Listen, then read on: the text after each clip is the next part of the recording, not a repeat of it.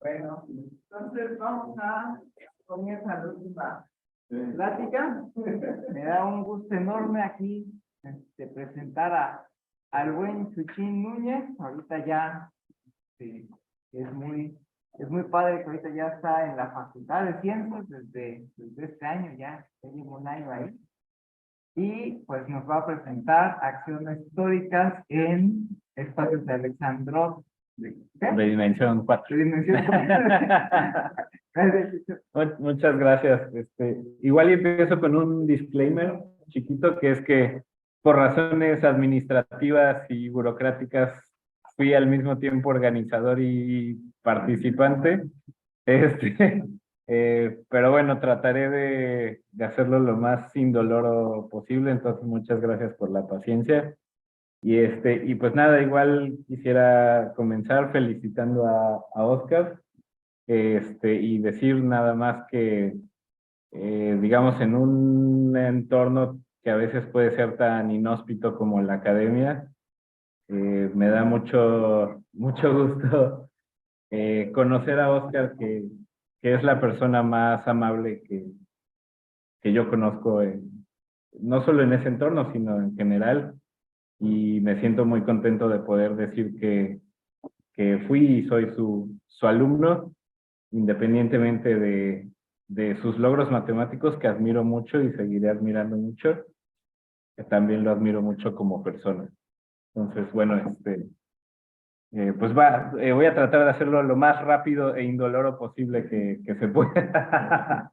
Entonces, quiero hablar de un trabajo en conjunto con Diego Corro, que habló hace un ratito, y con Masume Sarei, que está en la Universidad de Münster. Y entonces, básicamente, el trabajo se trata de una clasificación de acciones del toro, de S1 por S1, en lo que se llama espacios de Alexandrov, de los cuales ya también hablaron varios ponentes, ¿no? El profesor Alexandrino habló un poquito en la mañana, Diego también, Raquel, Mauricio, Pablo, bueno, muchos espacios de Alexandrov hoy. Específicamente en dimensión 4, ¿no? Entonces, un poco el plan de la charla va a ser hablar tantito de geometría de Alexandrov. Afortunadamente ya mucha gente habló de eso, entonces me voy a ir rápido. Un poquito de este rollo de acciones, de grupos, también es algo así muy estándar, entonces no me tomaré mucho cuidado en hacerlo muy formal, ¿no? Y ya finalmente, digamos, el tema principal, que es la clasificación de la que quisiera hablar. Entonces, déjenme darle un poco más así de velocidad a este slide. Ahí está. Digamos un poco cuál es la idea de la geometría de Alexandrov. La idea es comparar a los espacios métricos con tres modelos, ¿no? Que son estos tres de aquí, que son las superficies de curvatura seccional constante.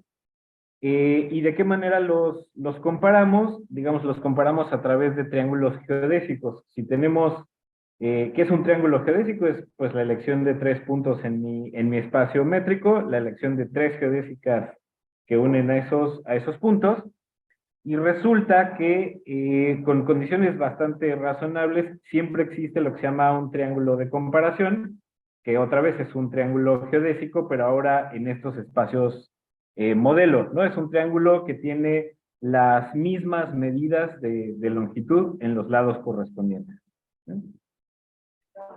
Y digamos, ya más propiamente, ¿cuál es la comparación que se hace? La comparación se hace tratando de imitar un teorema muy famoso de Toponogov, ¿no? Que habla sobre lo que se llama la propiedad T o T sub K, ¿no? Que dice, bueno, vamos a decir que un espacio o un triángulo primero, digamos, tiene la propiedad T sub K. Si cada vez que yo me tomo un triángulo de comparación en el espacio modelo con curvatura constante K, entonces pasa esta situación que nos contaba Diego de que el triángulo en mi espacio es más gordito que el triángulo en mi espacio modelo, ¿no? Y esto, para hacerlo completamente formal, lo que uno dice es, bueno, para cualquier punto en un lado, si me fijo en el punto correspondiente, en el lado correspondiente del triángulo de comparación, y mido la distancia desde el vértice opuesto en mi espacio métrico, eso es mayor o igual que la distancia correspondiente en mi espacio móvil, ¿no? Entonces, esto, digamos, es un teorema en el contexto de variedades. ¿Cómo le pasó? Ahí está, ¿no? Esto es un teorema en el contexto de variedades, y entonces algo que nota uno es que la propiedad TK no tiene nada que ver con la estructura suave, ¿no? De las variedades, y entonces lo podemos tomar como definición para hablar de curvatura seccional mayor o igual que K. Entonces uno dice, precisamente un espacio geodésico tiene curvatura mayor o igual que K si para cualquier punto hay una pequeña vecindad en la que todos los triángulos geodésicos satisfacen la propiedad de su K, ¿no? Si un espacio métrico tiene curvatura mayor o igual que K en este sentido para alguna K, pues vamos a decir que es un espacio de Alexandrov, ¿va? A posteriori se prueba un teorema de globalización, es decir, es lo mismo que se satisfaga la propiedad T sub K localmente a que se valga globalmente, ¿va? Y luego algunos ejemplos que en realidad nada más es un pretexto para poner estos dibujos que me tardé mucho haciendo, es que, bueno, todas las variedades con sec mayor o igual que K son espacios de Alexandrov, como decía, pero también tenemos cosas no euclidianas, digamos, ¿no? Aquí represento un plano proyectivo, déjenme ponerlo así un poco como nada más a manera esquemática, es como una media esfera en la que todavía me hace falta identificar los puntos antípodas, ¿no? Y después me puedo tomar lo que se llama el cono euclidiano y la suspensión esférica.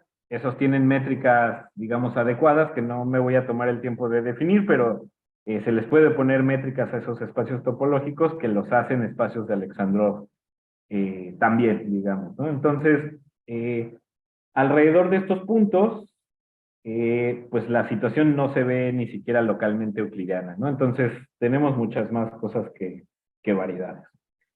Y un poco el ejemplo que nos interesa ahorita es este, que viene de decir, bueno, cuando uno tiene un grupo de Lie, digamos compacto por simplicidad, actuando por isometrías en una variedad, o incluso en un espacio de Alexandrov con curvatura mayor o igual que K, el cociente también es un espacio de Alexandrov de curvatura mayor o igual que K, independientemente de cómo sea la acción, no tiene por qué ser propiamente discontinua ni nada, ¿no?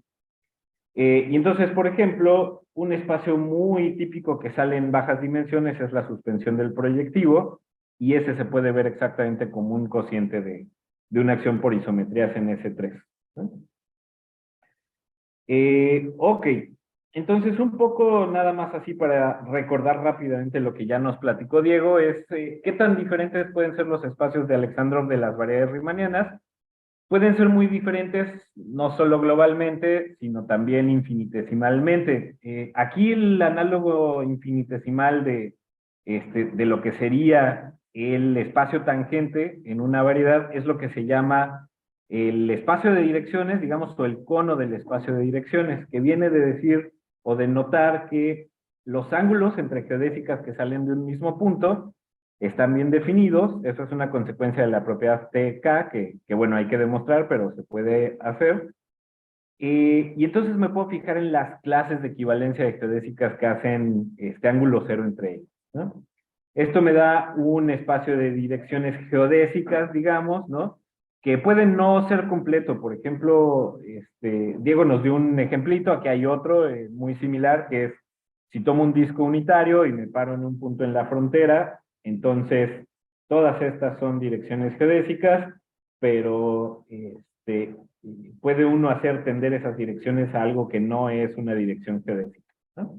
Entonces, típicamente se utiliza la completación del espacio de direcciones geodésicas, que es lo que se conoce como el espacio de direcciones, y tiene, digamos, las mejores propiedades que uno podría esperar, que son, bueno, primero está positivamente curvado, o sea que en particular es un espacio de Alexandrov con muy buena curvatura.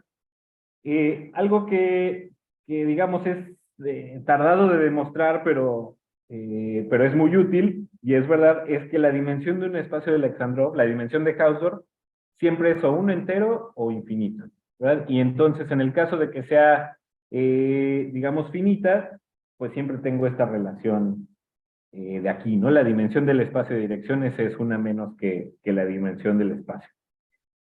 Y luego, aquí es donde viene la parte, digamos, donde la estructura infinitesimal también me dice algo de la estructura global de mi espacio, que es, bueno, ¿cuáles puntos o cuántos puntos hay donde el espacio de direcciones no es como en las variedades, ¿no? No es una esfera.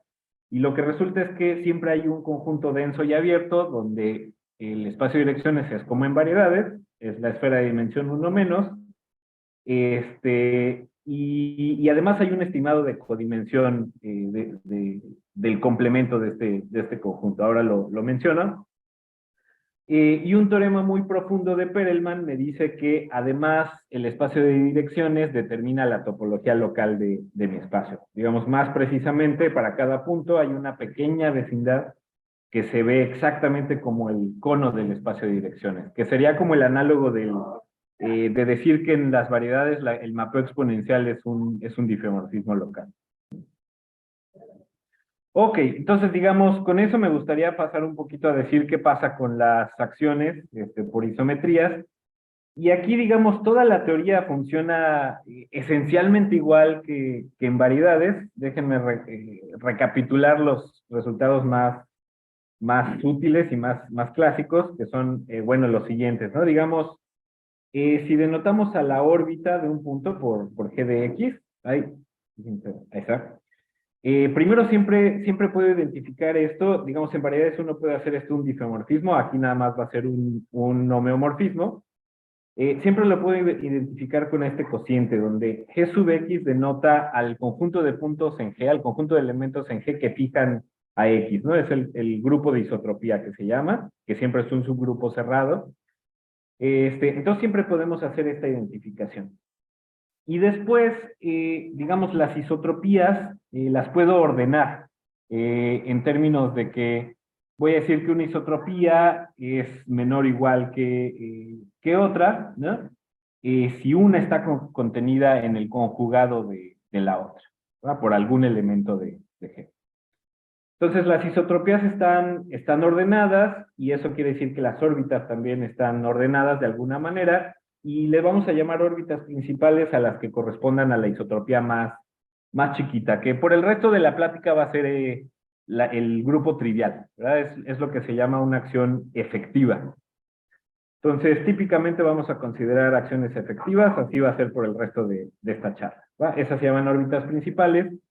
Y lo que probaron Fernando Galaz García y Luis Guijarro, un análogo de algo que ya se sabía en variedades, es que las órbitas principales siempre forman un abierto y denso de mi espacio. ¿Okay? Ahora, ¿cómo podemos ver cómo es la topología y la geometría local alrededor de cada órbita? Para eso déjenme fijar un par de notaciones. Vamos a decir que S sub X es el subespacio del espacio de direcciones que corresponde a las direcciones que son tangentes a la órbita de X, ¿no? Y eso automáticamente me determina un espacio que le llamamos espacio de direcciones perpendiculares, ¿no? Que son aquellas direcciones en el espacio de direcciones que, digamos, hacen ángulo pi medios con todas las direcciones tangentes a la órbita. Entonces, si aquí está la órbita, digamos, estamos dividiendo en dos, como a las direcciones que se ven así, y luego, quién sabe cómo sea el espacio de direcciones, puede ser un cono sobre algún espacio muy feo, pero nos vamos a fijar en las direcciones que hagan ángulo aquí, pi medios. Lo bueno de hacer esta separación es que hay un teorema estructural que se debe a Fernando Galaz García y a Catherine Searle, que me dice que para todas aquellas órbitas de dimensión positiva, digamos que no sean puntos fijos de mi acción, el espacio de direcciones siempre se puede descomponer en lo que se llama una junta en español, un join esférico. No me voy a preocupar mucho en decir exactamente qué es esta construcción, pero un poco cuál es la idea. La idea es, por ejemplo, que si tengo aquí uno de mis espacios, digamos esto es X, ¿no? Que correspondería aquí como a tomar las direcciones unitarias en la tangentes a la órbita, y después tengo algún otro espacio perpendicular, esta construcción lo que hace es de alguna manera unir a cada punto del espacio perpendicular con estos otros dos puntos de manera esférica, lo más esférica posible, ¿no? Y lo que dice este teorema es que el espacio de direcciones es isométrico a esta construcción, es decir, realmente se puede separar las direcciones en este sentido. ¿Okay? Y ya digamos finalmente, para terminar esta recapitulación, la herramienta más importante, digamos la herramienta por excelencia de toda esta teoría es lo que se conoce como el teorema de la rebanada, que en el contexto de espacios de Alexandrov lo probaron John Harvey y Catherine Serre. Y dice lo siguiente, digamos, dice, si me tomo un punto y después me tomo una órbita por ese punto, y luego me fijo en un pequeño épsilon, y me fijo en una vecindad tubular de mi órbita, que se va a ver pues como de esta manera. ¿Cómo es la acción, digamos, en esa vecindad tubular de mi órbita? Lo que dice este teorema es que la acción se ve como primero actuar con la isotropía de mi punto en la rebanada, que es como una sección transversal de la vecindad tubular, ¿no?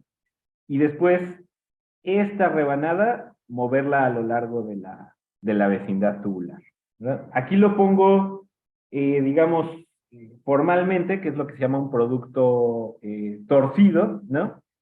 Y aquí este espacio, que es el cono sobre el espacio de direcciones perpendiculares, es lo que juega el papel de esta sección transversal que puse en el dibujito, ¿no? Entonces pueden pensar que en cada punto tengo un conito, ¿no? De las direcciones perpendiculares, y este conito está como girando con la acción de la isotropía, y luego se está moviendo a lo largo de la órbita. Eso es lo que pasa localmente.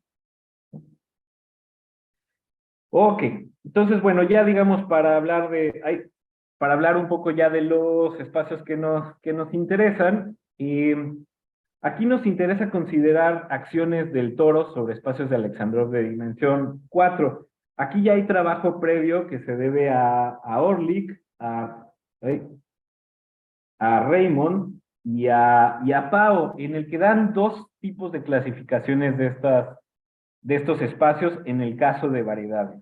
Digamos, hay un tipo de clasificación que se llama la clasificación equivariante, que lo que hace es dar una lista en términos de símbolos, una lista simbólica, en la que esos símbolos tienen algunos posibles valores, y cada una de esas listas de símbolos corresponde exactamente a una de las posibles acciones en cada variedad de dimensión 4. Y luego también dan una clasificación de homeomorfismo, en realidad parcial, no está completa, que, digamos, esta clasificación lo que dice es realmente identificar cuál es el tipo topológico de cada una de las variedades de dimensión 4 que admite al menos una acción del toro, por isometrías, digamos, ¿no? Y ya, digamos, esto fue en el caso orientable, y luego Kim empezó a estudiar el caso no orientable. Pero insisto, esta clasificación, incluso en el caso de variedades, no está completa. Es un problema bastante difícil determinar el tipo de homomorfismo de estas variedades. Y entonces lo que hicimos con Diego y con Masume fue estudiar este mismo problema, pero para espacios de Alexandrov de dimensión 4, y aquí necesitamos primero incluir esta condición de que estos espacios sean orientables. Para hablar de orientabilidad, digamos, no podemos utilizar la definición usual de variedades, que es con los jacobianos de los cambios de transición, los cambios de coordenadas. Entonces necesitamos, bueno, ¿cómo vamos a decir que un espacio de Alexandrov es orientable? Como en espacios topológicos, ¿no? Si tomamos la homología singular alrededor de un punto, y eso se ve como Z, y decimos que es localmente orientable, y si hay una elección consistente de orientaciones locales en todo el espacio, vamos a decir que el espacio es orientable, ¿no? Entonces, ¿qué fue lo que pudimos probar con Diego y con Masume? Que si tenemos un espacio de este estilo, de dimensión 4, orientable, y aquí digamos cerrado, que quiere decir compacto y sin frontera, donde la frontera se puede definir adecuadamente, como nos dijo Diego, y además ese espacio admite una acción por isometrías del toro, entonces hay una lista de símbolos, que está bastante horrible, como pueden ver, y esa lista nos clasifica todas las posibles acciones del toro en cada espacio de Alexandrov de dimensión 4. ¿No? Entonces, quizás rápidamente, déjenme decirles, bueno, estos símbolos, como de qué se tratan, ¿no? ¿Qué quieren decir? ¿No? Entonces, para eso necesito decir rápidamente quiénes son los posibles grupos de isotropía. Ahí, déjenme de una vez poner el dibujito. Los grupos de isotropía, como decía, corresponden a algunos de los subgrupos cerrados del grupo que está actuando. En este caso, los subgrupos cerrados de T2 son, bueno, T2 mismo, algunos grupos que se llaman, digamos, circulares, que son grupos uniparamétricos, ¿no? Aquí digamos, los pongo en términos como se verían en el toro, ¿no? Si aquí está el toro, pues tengo como algún parámetro que me determina la pendiente de estos grupos uniparamétricos, ¿no? Tengo subgrupos cíclicos también, y en realidad tendríamos que tener otros grupos que aparecen como subgrupos cerrados, que son productos de estos con estos, por ejemplo, o productos de estos solitos, ¿no? Pero aquí un análisis local utilizando el teorema de la rebanada, en el cual no quiero decir de gran cosa porque es algo técnico, nos impide que aparezcan ese tipo de isotropías, ¿va? Entonces, bueno, estas son todas las isotropías que pueden aparecer, ¿no? Y entonces podemos empezar a analizar qué pasa con la acción localmente. Para esto es muy importante saber, pues, quiénes son los posibles espacios de direcciones, ¿verdad? Típicamente lo que uno hace al estudiar acciones es que cuando uno tiene una acción sobre el espacio, eso induce una acción sobre el espacio tangente. Y en particular induce una acción, como es por isometría, induce una acción sobre la esfera unitaria en el tangente. Entonces aquí queremos hacer exactamente lo mismo, pero necesitamos saber quiénes son los espacios de direcciones. Y afortunadamente Fernando y Luis ya clasificaron a los espacios de dimensión 3, que aparecerían como espacios de direcciones en dimensión 4, y esos son nada más la suspensión del proyectivo, que les platicaba al principio de la charla, y variedades esféricas, ¿no? Cocientes de la 3 esfera. Entonces solo pueden ser estos de aquí, ¿verdad?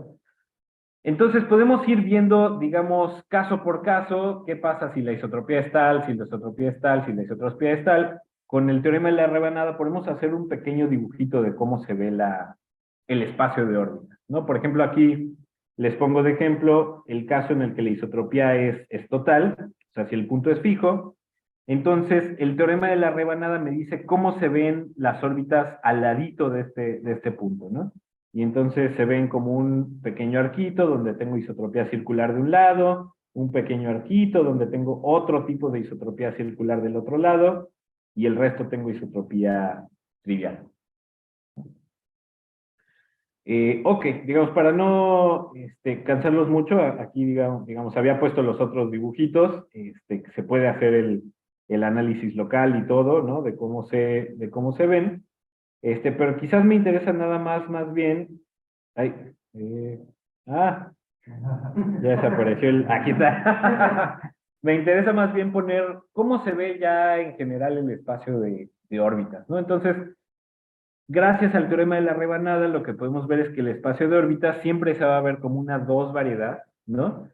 Esa dos variedad típicamente va a tener frontera, porque en la frontera aparecen aquellos puntos que tienen, por ejemplo, isotropía total, o que tienen isotropía Z2, donde la acción de Z2 es especial, y demás, ¿no? Entonces, el espacio de órbita siempre se ve como de esta manera, ¿no? Entonces, por ejemplo, aquí, en este dibujito en particular, aquí tengo isotropía circular, donde los parámetros del grupo uniparamétrico son estos, ¿no? Pero también puedo tener isotropía mixta, digamos, puedo tener una parte donde tengo una cierta isotropía circular, y donde del otro lado de un punto tengo otro tipo de isotropía circular, ¿va? Eso me determina una pequeña matriz de 2 por 2, digamos, con los parámetros que están dados por esos subgrupos circulares, y resulta que cuando uno calcula el determinante de esa matriz, ¿no? Eso además me rescata qué tipo de punto es el punto donde se unen esas isotropías circulares. Si el determinante es más o menos 1, entonces resulta que este puntito de aquí es regular, y si es distinto de esas opciones, resulta que es un puntito singular, en el sentido de que el espacio de direcciones ahí es la esfera o no es la esfera, ¿no? Y luego, digamos, en todo el interior de esta dos variedad, pues tengo isotropía trivial, y hay algunos puntitos aquí que les llamamos excepcionales, ¿no? Que están aislados, y donde la acción local se ve como una acción cíclica, donde está actuando estos grupos cíclicos localmente, ¿no? Entonces, con eso ya podemos explicar bien quiénes son todos estos invariantes que aparecen aquí. Digamos, entonces, déjenme por el momento quitar este de aquí. Esto de aquí es la orientabilidad de mi espacio de órbitas. Si mi espacio de órbitas es orientable o no es orientable. Esta parte de aquí es el género de mi espacio de órbitas. Entonces, estos dos símbolos caracterizan topológicamente por completo el espacio de órbitas, ¿ah? Ahora, pues tengo otros símbolos que me dicen en las componentes de frontera de esta variedad, pues qué tipo de isotropía circular aparece, ¿no? Después tengo otros símbolos que me dicen, bueno, cuando la isotropía es mixta en las componentes de frontera, qué tipos de isotropía circular aparece, pero además quiénes son los determinantes entre cada uno de esos isotropías circular. Y finalmente tengo unos invariantes aquí técnicos que se llaman invariantes de Seifert, que me dicen cómo es la acción alrededor de estos puntitos excepcionales. No voy a decir mucho de esos invariantes. Ya, si alguien quiere clavarse, podemos platicar de eso después de la charla, ¿no? Y ya finalmente, cuando uno quita todos los tipos de isotropía que no son triviales, lo que queda es queda un espacio de órbitas con isotropía trivial, y entonces lo que tengo encima de ese espacio de órbitas es un haz principal del todo. Esto de aquí es una cierta clase de cohomología que me dice si ese haz principal es trivial o no. Entonces, bueno, esa es la lista de invariantes. No sé ¿cuánto tiempo me queda como para decir algo de la... creo, 5 minutitos? No, entonces, pues ya. Ahí muere. Quizás nada más para decir un par de palabras, ¿no? Digamos, esta lista caracteriza por completo todas las acciones en los espacios de Alexandrov de dimensión 4 orientables.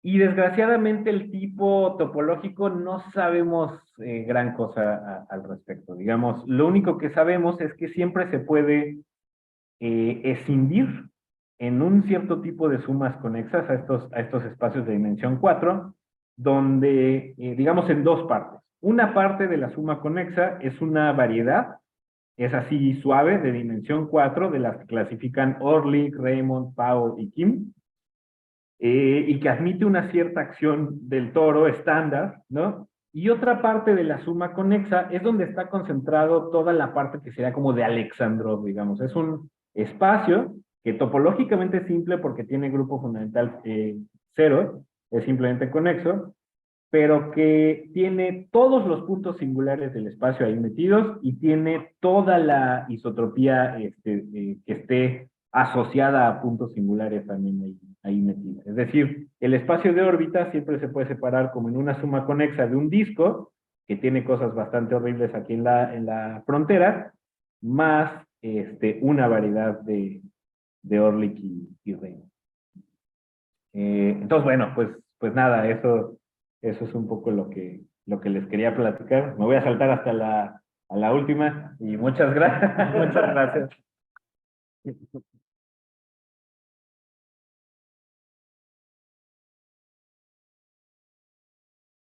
Pues agradecemos a Chucho su interesante plática. ¿Hay alguna pregunta de la audiencia?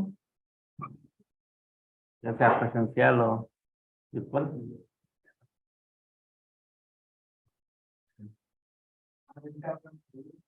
Yes, we can show it again for sure.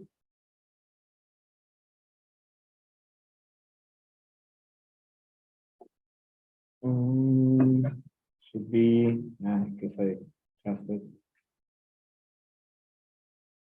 I think that was a little before the Here it picture. is. Yeah.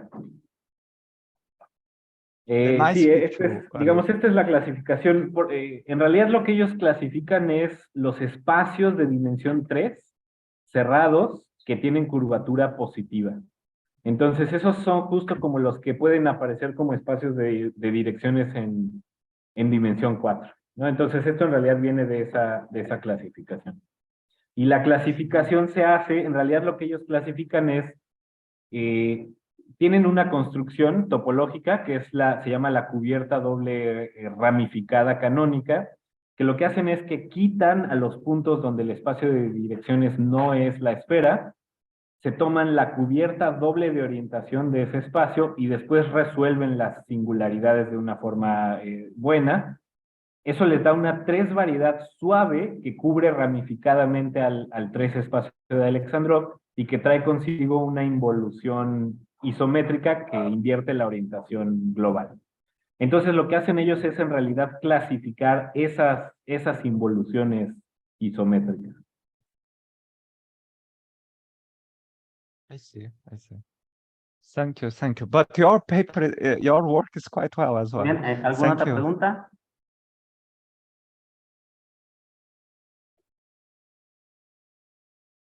Pues igual una pregunta, como dices, muy nice. Sí. De la realización, o sea, sí existen ejemplos para todas las posibles zoológicos de Sí, invariantes. sí, esa es una de las cosas que probamos, que siempre se puede construir un espacio de Alexandrov, que si tú me das cualquier lista de invariantes, hay un espacio de Alexandrov que tiene una acción de estas. Y para construirlo es medio doloroso porque lo tenemos que construir localmente, en realidad lo construimos como ciertos orbifolds localmente, y después con algunas cosas de cohomología y sucesiones exactas, espectrales, pegar esos orbifolds localmente. Y eso ya te da un espacio global de Alexandrov con una métrica de Alexandrov y demás. Que bueno, a posteriori es un orbifold, en realidad. Entonces, es un poquito más fuerte. De hecho, esto mejora un resultado de Harvey y de Searle, donde ellos, solo para algunos casos positivamente curvados, prueban que si tienes acción del toro, entonces eres un orbifold, o homeomorfo a un orbifold, ¿no? Y nosotros lo probamos sin restricción en la curvatura. Bien.